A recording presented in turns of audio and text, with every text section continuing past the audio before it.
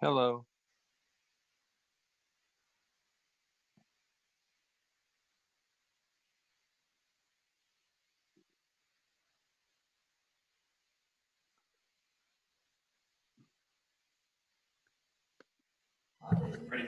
Testing, 1, 2, 3. Sounds good to me. Got it.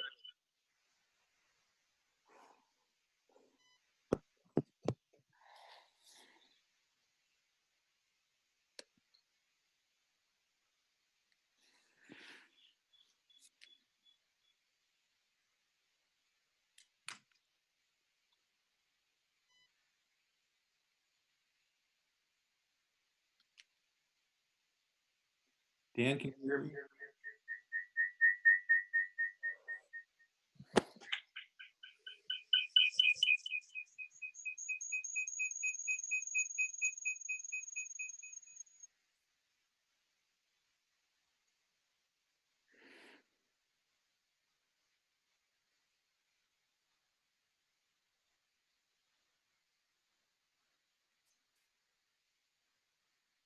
Okay, I had a lot of feedback.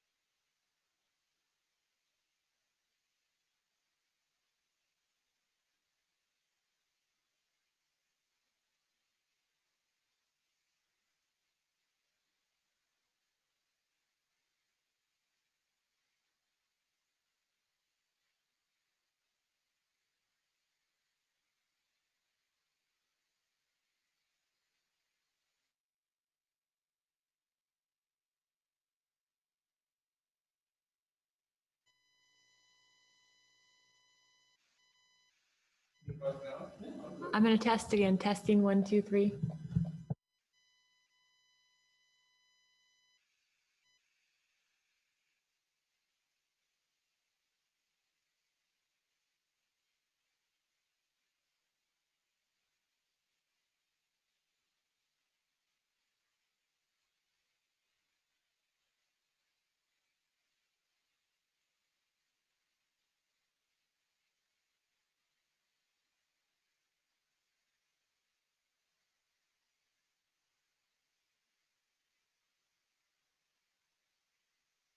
No problem.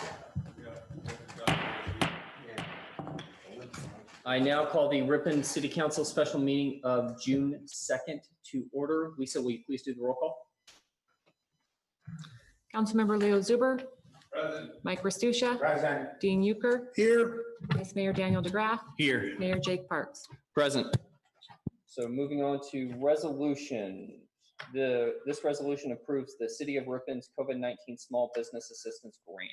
Who would like to take this one? Mr. I'll Bradford? start it off, I guess. Yeah, so you have a resolution in front of you if you choose to kind of move forward with the program. Obviously, obviously attached. You don't have a resolution? Here. It's on your screen.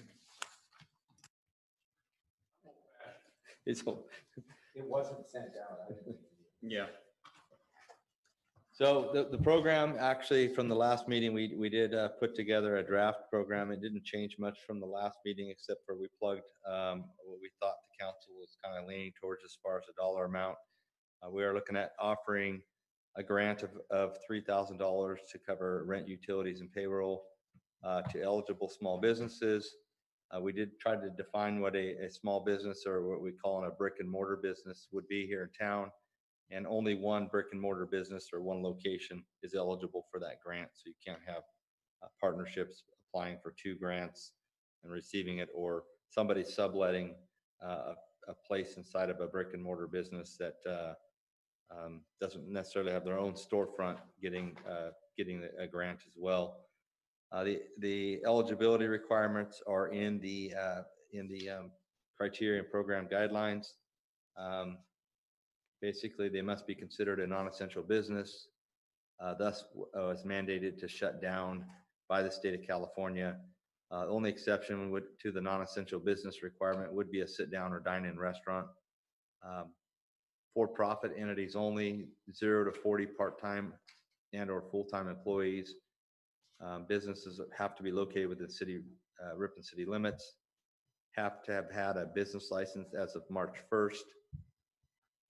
They must be in good standing, no outstanding code violations or delinquent accounts prior to March 1st. They have been impacted by issues related to COVID-19, and that they shall intend to remain open for at least the next 12 months. We do have a list of businesses that are not eligible for the program. I won't go through those all unless you guys have questions on them. And then we do have a submittal requirements and an application that was also attached to the staff report. So at this time, Mr. Mayor, I will turn it back to you and answer any questions you guys might have. Does the council have any questions? Councilman Euchre? On this, it says rent, payroll, utilities. Would insurance premium be included in that somewhere? Because like some of these places are paying, a lot of insurance and they're not even open. It could be something council would wish to add. That is fine. This was just mostly covering like your utilities, like such as what we were considered like water, sewer, and PG&E, MID charges.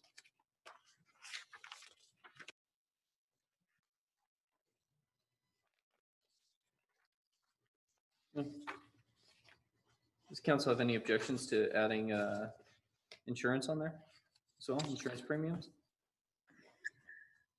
I'm not sure I have an objection, but I have a question. Go for it. I got a check back from my insurance company because I'm driving less. Mm-hmm. Is there a chance that because businesses didn't have use for 2 months, that their insurance could actually go down? Probably not.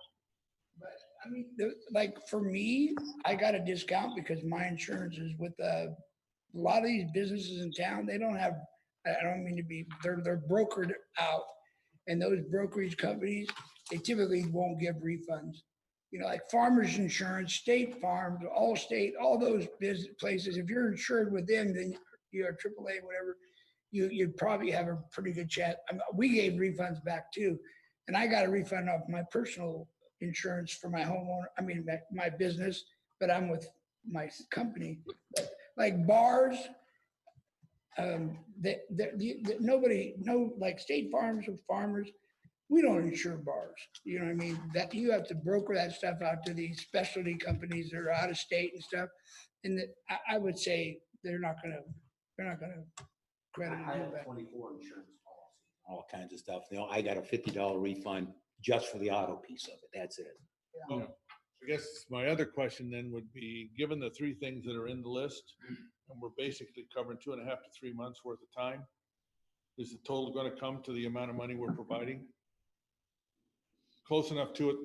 I don't want a big pool of things that people have to submit proof for in order to get it. We're basically, my intent when I brought it up was to keep them in business, which meant pay their rent, pay their people, pay their utilities and that sort of thing. We include rent or a lease, but what about a person who's owns or has a mortgage for a building or a piece of property versus? To me, that's the same thing. Okay, If they I see. have an expense that they have to meet during the month in order to stay in business, I don't have a problem with that. Yeah, I Like just wanna said, make- I don't want to get into a nitpicky thing where Right. somebody has to sit there for 30 minutes trying to decide whether they're going to get it or not. Plus, that would probably eat it all up anyway, what you're talking about. So Yeah. change rent / mortgage. Yeah. Yeah, I just want to make it clear that that they're not excluded because they own their own building Right. versus lease it. But in my mind, if you take the three things that are listed there, and we're talking $3,000 over 3 months, I'm not sure we got to worry about much bigger list in order to Right. get it, justify the money. That's all. My other question has to do with the range of the number of employees.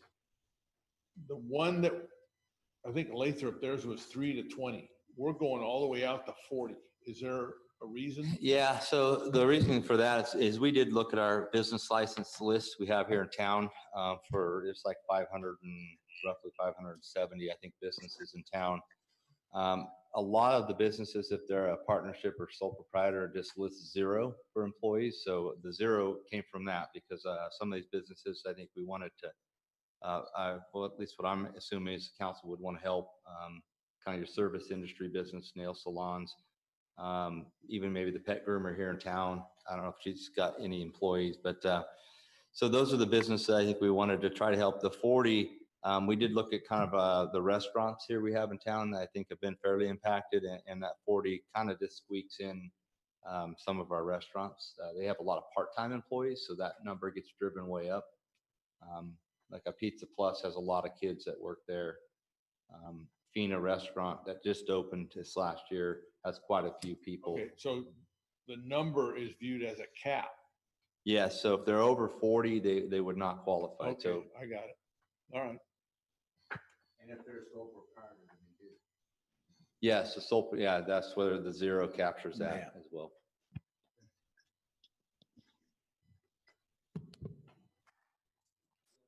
Roughly 100 businesses in our estimation would qualify. Yeah, so of that list, there was like 108 on there. I think 9 of those were fast food restaurants, which if you look through the guidelines here, they have fast food restaurants with a drive-through have been excluded. So I think we're right around 99 businesses, which I believe would qualify.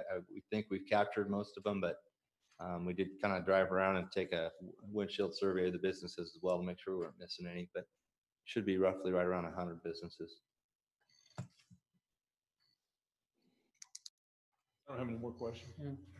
Just 2 questions. So would a drive-through coffee shop be considered fast food? Depends how fast you drive. I think Yeah, Starbucks. Well, Austin's. But they don't qualify anyway. Because they're a large corporation, right? No, but we've got a local one here in town. No, it doesn't say that aspect of it. It could be something that the council might want to wish to fine tune a little bit. I'm not sure. Austin's. Jake, to answer your question, I think that the coffee shop you're talking about would not qualify, just in sense of like you're having to treat like all the coffee shops obviously the same. You're looking at the other two we have here in town with drive-throughs, or the other fast food restaurants having drive-throughs would not qualify. So Okay. from that, All right, I was just curious and I wanted to make sure. I mean, it could be. I mean, we could talk about possibly rewording some of that a little bit. I mean, your goal there excluding drive-throughs is one, because they remain open and a lot of their business already comes from them, but or it's also sort of like the chain restaurants that they're national companies that don't need the assistance from the local city government. So I think if we could reword that to where it would be, it's more or less excluding chain restaurants maybe from it, but there may be locally owned chain restaurants too that you would be affecting. Yeah. I think, yeah. Yep, that are franchise town, yeah. Yeah, I mean, we tried looking at a little bit of that. I mean, obviously, certainly we could talk through some of that a little bit. Is you've got like your local, I think your Subways here in town. Those are all like individually owned businesses that are sole proprietor type businesses that I think have been affected, but they are a chain restaurant. So I think. Yeah, I would just hate to exclude a locally owned small business that just got started and is getting killed by COVID-19 and everything else that's going on right now. And I mean, that's who we're intending to help out here. So if If they're a franchisee of a large chain, you might be, I guess my thing is, out of 108 businesses, we're talking about 9. And, if we were talking about 25, okay, that's an issue. But 9, and that assumes they all are gonna need it or do it. yeah, I'm just thinking of like Austin's being a small little drive-through coffee shop. Like we'll find a way to include them in. Like the Sonic is a local franchise thing. Yeah. She I gets don't very think- little from the national outfit, Yeah. so I think we're fine the way. Yeah. The more we try to go down, I think in a sense, we're gonna create more problems for ourselves rather than less. Yeah, but then that's, I guess, my point. If you're cutting out drive-throughs, then we cut out not only the small local business, but you're maybe cutting out some of the larger chains. So maybe get rid of the drive-through requirement. I think it ought to go, and those 9 ought to Just leave them in there. If leave it alone. It was fine for both 4. The one thing to keep in mind too, some of those fast food with drive-throughs open 24 hours, or they have more than 40 employees likely for a lot of those places as well. right, they may Yeah, disqualify and them for that'll, other reasons. take them out, yeah. So get rid of the drive-through Yeah, requirement. take that limit out, Okay. leave the employee number in, and I think Kevin's right, we're gonna get to the point where some of it will work itself out. Yeah. Okay. And then final question for me is, businesses must be in good standing. So if they go through and pay all their accounts, make sure that they're up to date, would they qualify or no? Delinquent notices, all that stuff. Yeah, I would look at that as them qualifying. I think we're looking at making sure they, obviously have all their accounts paid up. Right. The accounts have to be paid up by March 1st, so we want to make sure they're a good standing. Then obviously after that, you would expect maybe some of these people have hit some hardship and some troubles after the close down. So, but that could certainly be something if the council desires, we can make sure if they catch those accounts up and they're not delinquent on them. Right. Yeah. Yeah. As of March 1st. Yeah, then they qualify for it to, the Things have gone down since then. That's part of why we're doing this. I don't think they should be held accountable for I that. think no, I agree. Mayor's question is if they were delinquent before March 1st. Yeah. Can they pay it and get caught up and then be eligible? And then again qualify for program? these funds, yeah. Yeah, I mean, I have no problem with that, so, I don't either. yeah, so, They okay, fix it, we they can make, fix it. That's the whole idea. yeah. Okay, so then we can make those necessary changes? Yep. I got one more question. Yeah, go for it. Say there's a business that gets excluded for some reason that we would have, we expected to be in. Is there some type of an appeal process or opportunity for them to say, hey, I think I fall into one of these categories, but because of some checkbox, I got excluded. Is there any, do we want to have some appeals process if someone really thinks that they deserve it and needs it?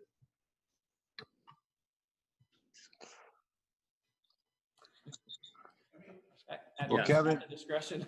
I think so, but I mean, let's face it, Wait, oh, there's Tom. if they want to, they can bring it to, nothing stops anybody from asking to be put on the agenda and bring it to the council if they really wanted to do it. Mhm. I agree.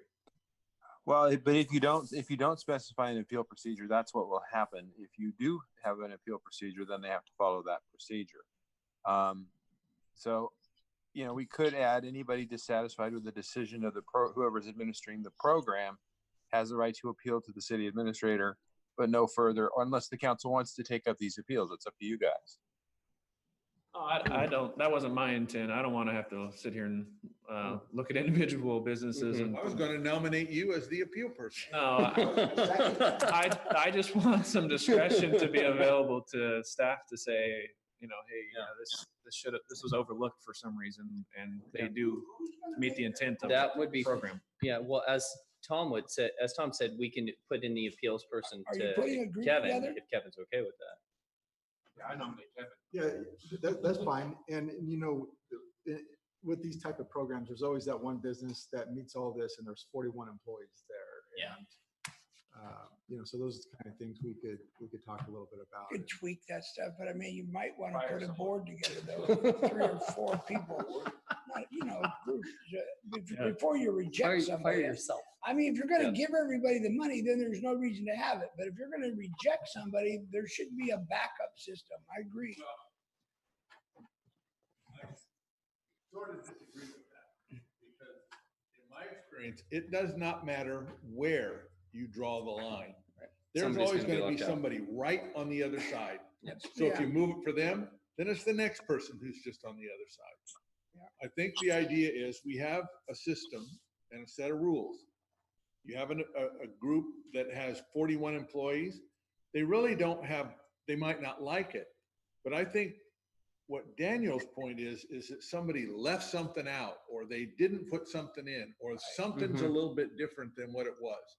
That's where I think you want somebody to look at it. Yeah, okay. I wasn't talking the margins. If it's 41 and you're 40, well, maybe Yeah, maybe too sorry. bad. You got a line, but there's Yeah. maybe some unique case. I think what you're saying is instead of outright rejecting it, contact the person, say you filled out the form Yeah. wrong or we're missing something.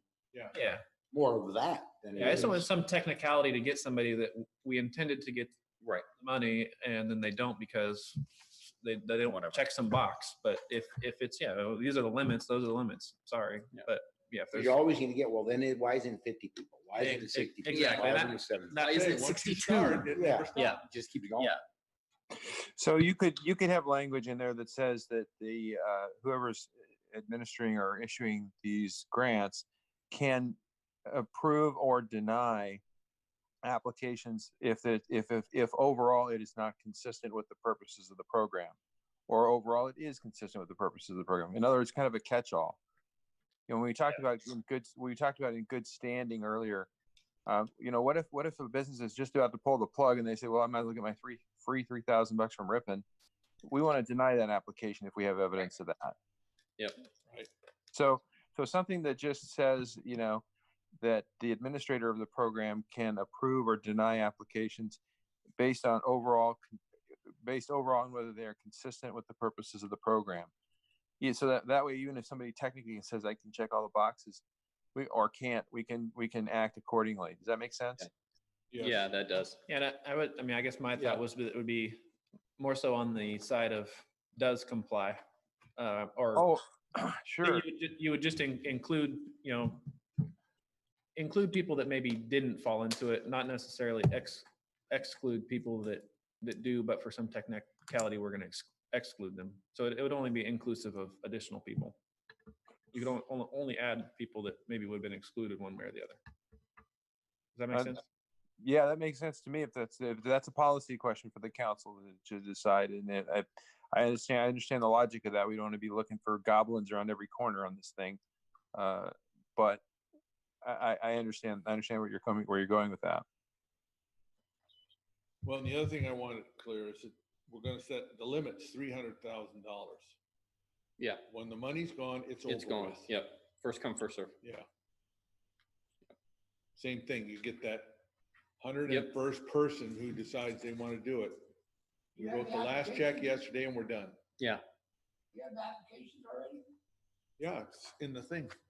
No. He means, did Oh. anybody submit applications for this? No, I meant, Or the application is ready? The Oh, form. okay. Scrolling down. Yeah, it's in Put there. a time limit that people can turn these in rather than the money's gone. Yeah, so, June 20. well, it's kind of first come, first serve until the money is exhausted, but it's also applications will be accepted up to 5 PM on June 24th. That's a 3-week Okay. period. And we also said incomplete applications will not be accepted. So if we get an application and there's some information we need, we'll reach out to them, put the ball back in their court. If they Yep. don't get it back to us by that June 24th date, I mean, there's not much I think we can do Yep. from that standpoint. No, I think Once we that's receive fair. all the applications on June 24th, then we'll start to You make put this out, decisions. you'll get everybody's Okay. thoughts and opinions. Well, you should. That's what I say. You want it. It's not that hard. It's not that important to them, I guess. Yeah. Yeah, they got plenty of time. Yeah. So. Okay, cool. So staff get enough direction from council? Good notes. I did get some good notes there. Tom, are you good with some of the language we want to add about the intent, meeting the intent of the program? Yeah, definitely. We can talk about that afterwards. Okay. Then I will make a motion to approve the resolution with the changes that were presented at the meeting. We have a motion. Do we have a second? We have a second. All those in favor? Aye. We doing voice or? Okay, we can do both. Oh, it's Oh. not, the system isn't enacted. Mine's not lit up. Yeah. We'll do it. We'll do a voice vote. All why those, don't we let him work on it for another half hour? all those in favor, say aye. Aye. Aye. All those opposed? No. We've got one. All right, Whoa. vote passes. And with that, we will go ahead and end the city council meeting. What are you gonna do the rest of the day, Jake?